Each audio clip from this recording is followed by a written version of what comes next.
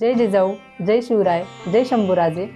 गडकिल्ले संवर्धन प्रतिष्ठान महाराष्ट्र राज्य सादर करत आहोत शिवसाम्राज्याचे दिनविशेष. 23 जुलै इसवी सन 1671. छत्रपती शिवाजी महाराजांचे पाटलकीवरून चाललेल्या तंट्याविषयी पत्र. पुणे परगण्याच्या कऱ्हेपठार तर्फेतील वनपुरी या गावच्या पाटलकीवरून चाललेल्या तंट्याविषयी त्या तर्फेच्या कचेरीतून त्या तर्फेतील सासवड वगैरे 6 गावांना पाठविण्यात आलेले 23 जुलै 1671 या तारखेचे एक पत्र उपलब्ध आहे. त्या प्रकरणी मागे दादाजी कोंडदेव यांचे कारकिर्दीत ऐसे चालले असेली, राजेश्री साहेबांचे कारकिर्दीत चाललेली असेली, तेनेप्रमाणे हाली वर्तवणे, जो न वर्ते त्याची ताकीद करणे असा हुकूम राजर्षी साहेब म्हणजे शिवाजी महाराजांनी केला असल्याचे नमूद केले आहे. 23 जुलै इसवी सन 1682 मराठ्यांनी रेवदंड्याच्या किल्ल्यावर हल्ला केला. एकाच वेळी त्यांनी ह्या किल्ल्यावर सदरहून शहराच्या तटावर तसेच कोरलाईच्या किल्ल्यावर हल्ला केला. कुंडलिका नदी अरबी समुद्राला जेथे मिळते त्या कुंडलिका खाडीच्या मुखावर असलेल्या रेवदंडा गावाचा उल्लेख महाभारत काळात सापडतो. त्या काळी हे गाव रेवती क्षेत्र म्हणून प्रसिद्ध होते. 15व्या शतकात रेवदंडा गावचे महत्त्व ओळखून पोर्तुगीजांनी खाडीच्या मुखावर किल्ला बांधला. 22 ते 23 जुलै इसवी सन 1683 छत्रपती संभाजी महाराजांचा रेवदंड्याच्या कोटावर हल्ला. रेवदंडा कोटास आगरकोट असेही म्हणतात.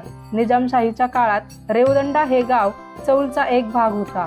पोर्तुगीजांनी तट बांधून ते व्यापाराचे स्वतंत्र ठाणे केले. कप्तान सोज याने इसवी सन 1558 साली हा किल्ला बांधावयास घेतल्याची नोंद आढळते.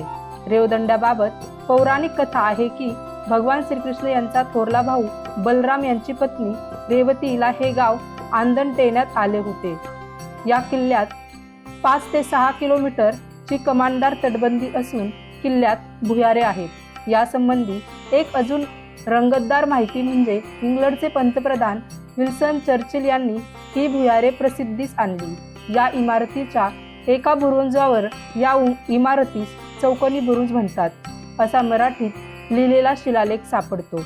याच रेवदंडा कोटावर मराठ्यांनी छत्रपती संभाजी महाराजांच्या नेतृत्वात हल्ला केला. 23 जुलै इसवी सन 1724 कान्होजी आग्रेंचे इंग्रज गव्हर्नर फिप्स यास पत्राद्वारे उत्तर. इंग्रज या पाश्चात्य देशातील लोक सर्व समुद्र स्वतःच्या मालकीचा मानित. शत्रूचा उल्लेख चोर, चाचे, लुटारू, दरोडेखोर असाच करत असत. इंग्रजांच्या पत्राद्वारे आलेल्या उद्दाम उत्तराला सारखेल कान्होजी आग्रे यांचे इंग्रजांचा मुंबईचा गव्हर्नर फिप्स यास पत्राद्वारे उत्तर. आमचा कारभार चोरीच्या धंद्यावर चालला आहे हे म्हणणे तुमच्यासारख्या व्यापारात शोभत नाही. शिवाजी महाराजांनी 4 पदशाहीशी युद्ध करून मराठी राज्य स्थापिले. त्यांचा मी केवळ एक चेला आहे. कायदे कानून पाळून जे कोणी व्यापार करतील त्यास आमचेकडून उपद्रव होणार नाही.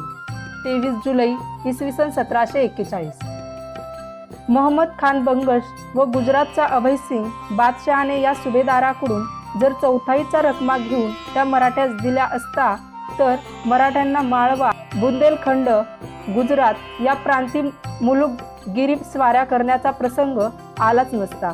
बादशहाने बहाल केलेले चौथाईचे हक्क मराठ्यास प्रस्थापित करणे भाग पाडले.